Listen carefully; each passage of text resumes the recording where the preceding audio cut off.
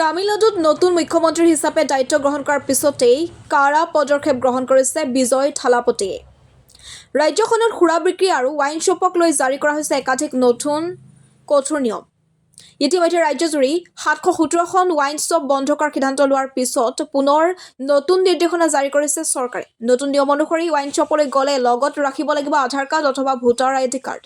21 বছৰ তলৰ কোনো ব্যক্তিক সুৰা বিক্ৰী কৰিব নোৱাৰিব দোকানী। সন্ধিয়া 8 বজাৰ ভিতৰত সকলো ৱাইন শ্বপ বন্ধ কৰিব লাগিব।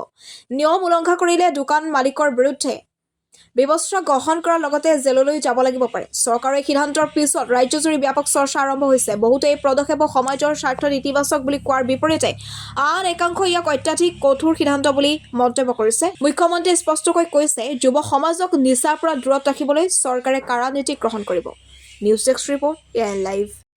যিকোনো খবৰ আৰু বিজ্ঞাপনৰ বাবে যোগাযোগ কৰক 7896121996।